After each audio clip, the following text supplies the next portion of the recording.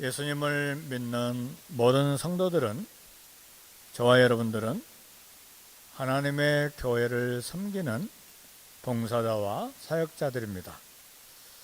그러나 봉사할 힘과 섬기는 능력이 있어야 봉사하고 사역할 수가 있습니다.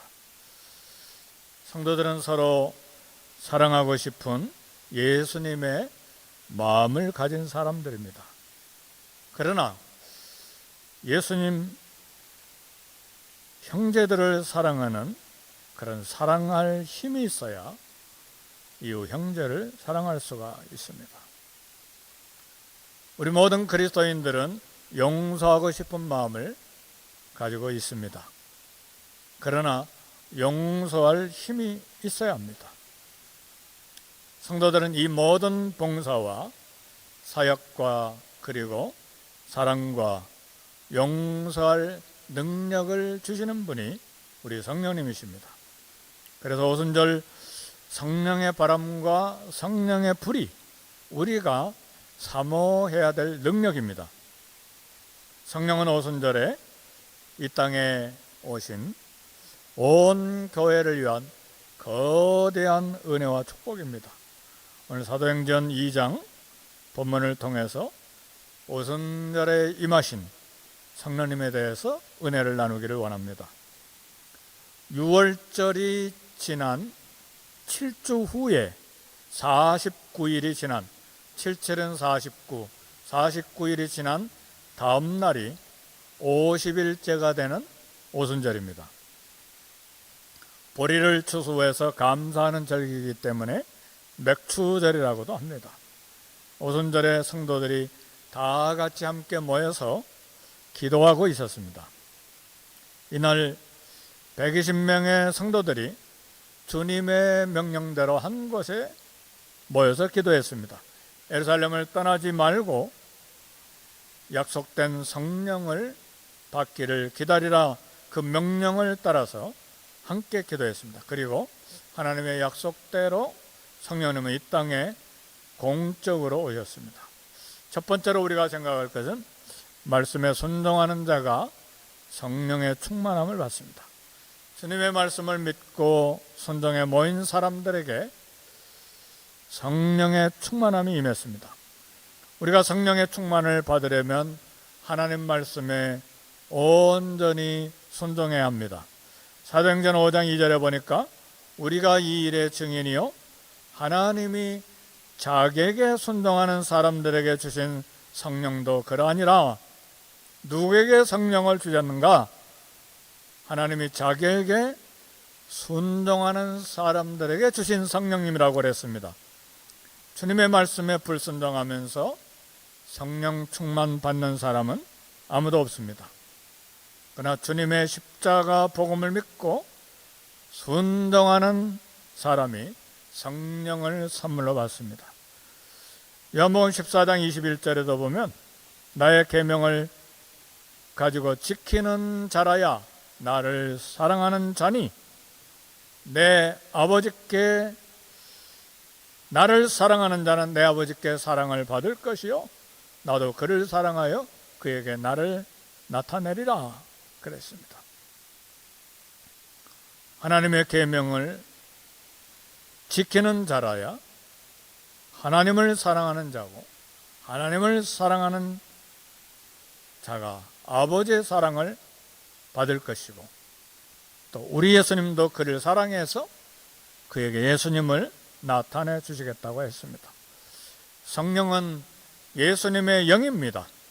그러므로 주님의 말씀에 순종하는 자에게 우리 주님께서 성령을 주시는 것입니다. 이 변하지 아니하는 진리를 생각하고 늘 하나님 말씀에 순종을 소원하는 성도들이 되시기를 주의 이름으로 축복합니다.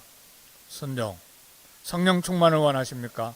말씀의 순종입니다. 어떤 부분에서든지 마음으로도 순종하고 우리 삶으로도 순종하고 우리 마음의 모든 생각이 어찌하든지 하나님 말씀에 순종하기를 간절히 소원하는 이런 심령에 성령을 구할 때 성령을 하나님께서 주시는 것입니다. 두 번째로 생각할 것은 바람 같은 성령님입니다.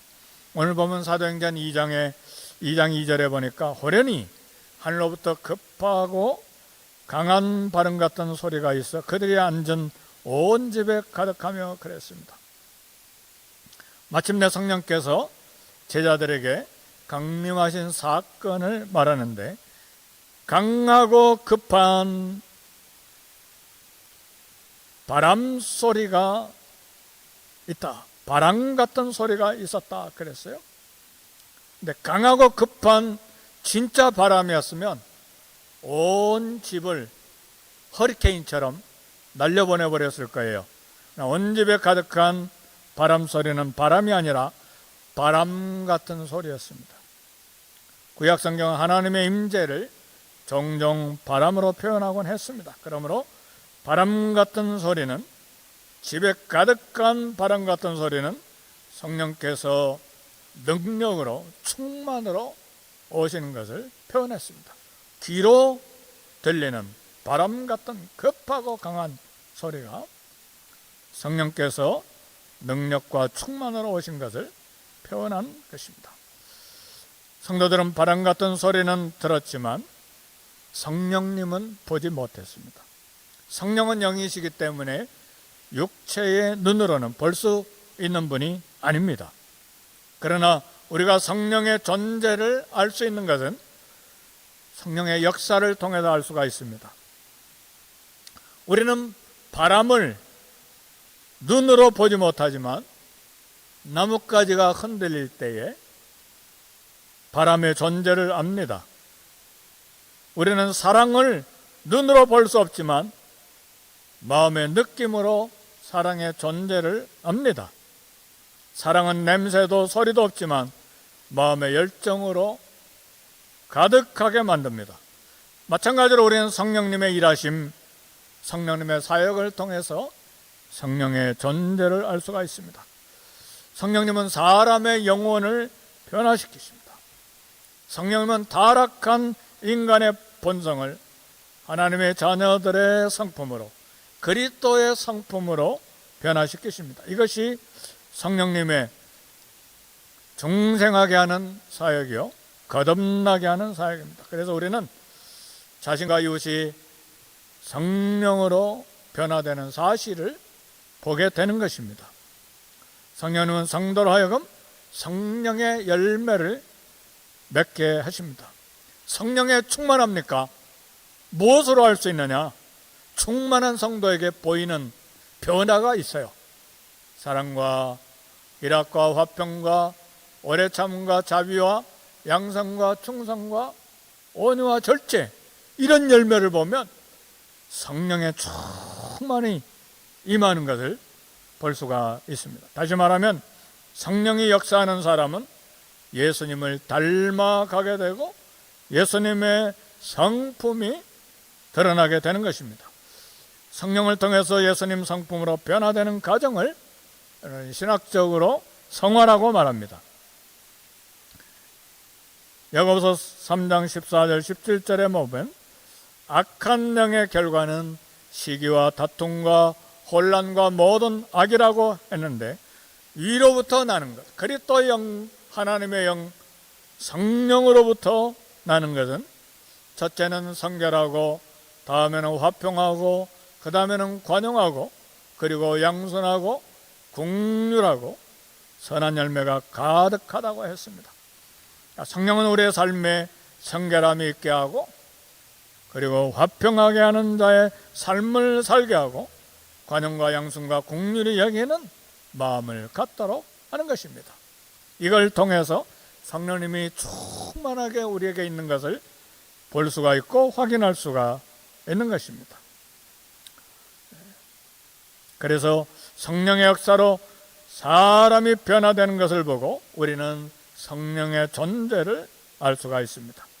요한복음 14장 26절에 보니까 성령은 우리에게 모든 것을 가르치시고 그리스도께서 말씀하신 모든 것을 생각나게 하신다고 우리 주님이 말씀하셨습니다. 분명 성령님은 우리가 말씀을 읽고 묵상할 때에 영혼의 감동을 주십니다. 성령님은 우리 신앙 양심에 말씀하십니다. 그래서 성령님은 우리가 죄를 품고 있으면 꾸짖으시고 말리시고 양심이 아프게 만드십니다. 반대로 성령님은 우리가 용서와 사랑과 의를 품고 행하면 기뻐하시고 우리 마음의 즐거움과 우리 마음의 평안과 기쁨이 가득하게 하심으로 우리를 칭찬하십니다. 성령을 받은 사람은 이처럼 믿음 안에서 성령의 음성을 듣습니다.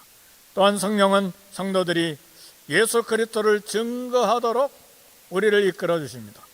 오순절에 사도들이 담대하게 예수님의 이름을 전하는 것은 성령님의 인도하심의 결과였습니다. 우리는 눈으로 성령을 볼 수는 없어도 역사하심을 보고 성령의 존재하심과 임재하심을 압니다. 우리 마음에 세미하게 말씀하시는 성령님의 음성 듣기를 소원하고 또 성령님의 세미한 음성을 듣는 은혜가 있기를 주의 이름으로 축복합니다. 세 번째로 생각할 것은 불의 혀같이 임하신 성령님입니다. 오늘 사도행전 2장 3절에 보니까 마치 불의 혀처럼 갈라진 것들이 그들에게 보여 각 사람 위에 하나씩 임하여 있더니 그랬습니다. 오순절에 임한 성령 특별하게 귀로 들렸고 눈으로 보였는데 불의 혀 같은 모습으로 각 사람에게 임했다고 했습니다.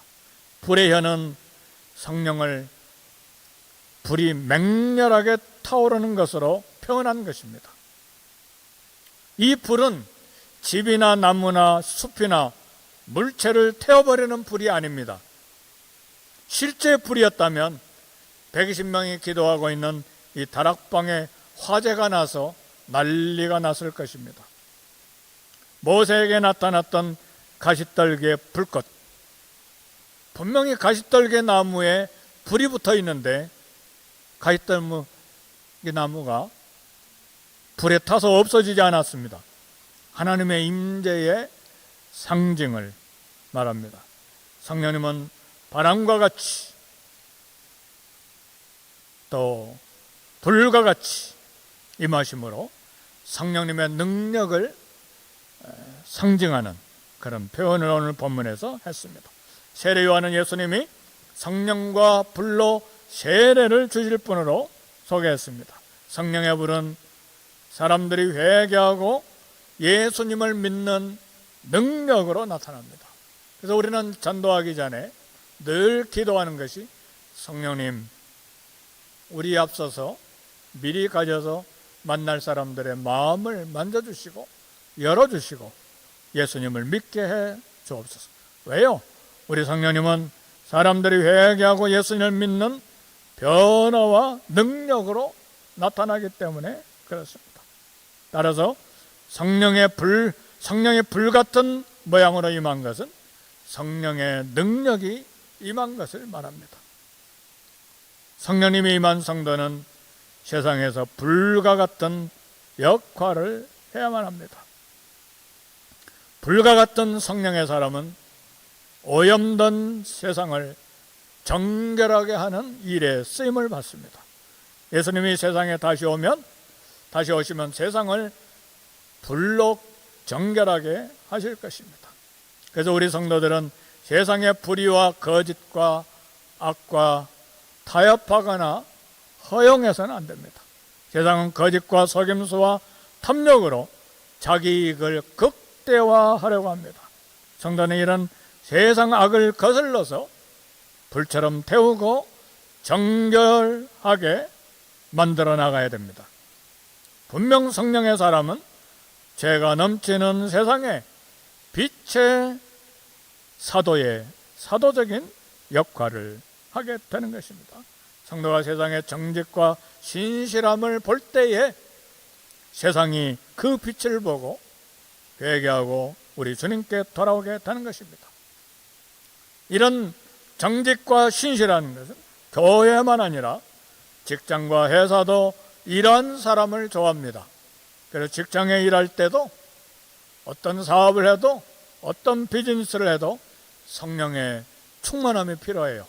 성령의 충만은 전도와 선교할 때만, 교회 봉사할 때만 필요한 것이 아니라 직장이나 가정이나 우리가 가는 어떤 곳에 있든지 간에 이 땅에 살아가는 동안에 성령의 충만함으로 이 땅을 살아가야 되기 때문에 성령의 충만함이 필요합니다.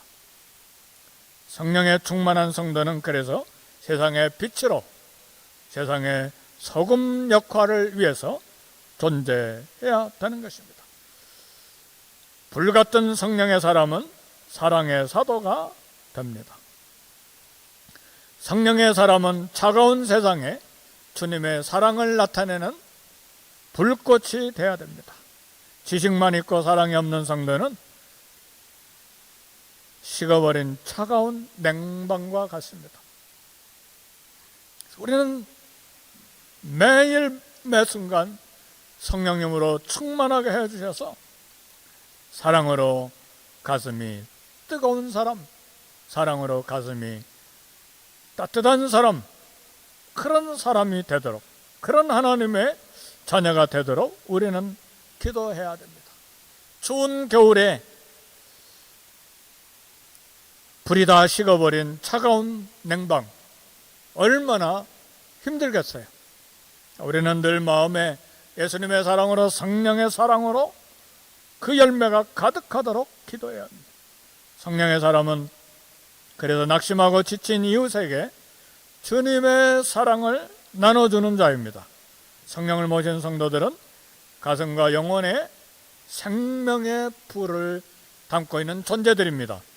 사랑이 식었습니까? 성령이 식은 것입니다. 왜요? 성령의 충만의 열매는 첫 번째가 뭐예요? 사랑과 기쁨을 잃어버렸습니까? 희락과 평안을 잃어버렸습니까? 사랑과 희락과 평안이잖아요.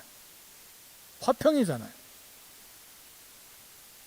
그래서 성령에 충만한 사람, 성령을 모신 성도들은 가슴과 영혼의 생명의 불을 담은 존재들이기 때문에 그의 삶이 이웃들에게 그리스도를 전파하는 열망으로 가득 차게 되는 것입니다.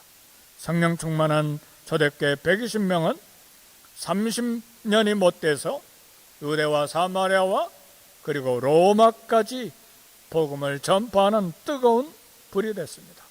성령 충만하여 세상을 정결케 하고 생명의 복음을 전하는 저와 여러분들이 되기를 주의 이름으로 축복합니다.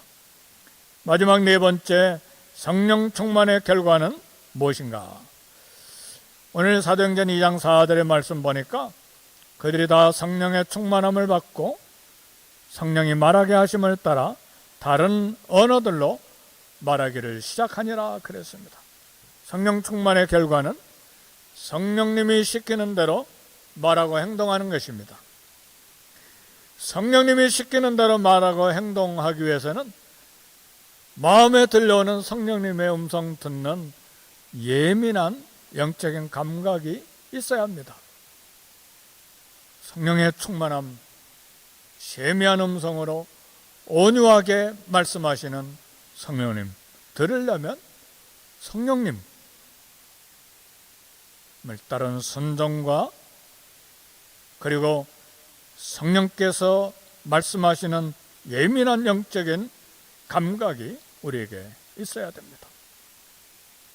오순절에 임한 성령 충만의 결과는 다른 언어들로 말하게 된 것이 특별합니다. 이 방언들은 통역이 필요한 것이 아니고 알아듣지 못한 방언들이 아니었습니다. 고린도서에 나오는 알아듣지 못하는 그런 방언이 아니었어요. 오순절에 전 세계 각국에서 모인 사람들이 서로 자기 나라 말로 알아들을 수 있는 각 나라의 언어들이었어요. 특별한 방언이었습니다. 성령 받기 전까지 120명은 다락방에서 숨어서 기도하고 있었습니다.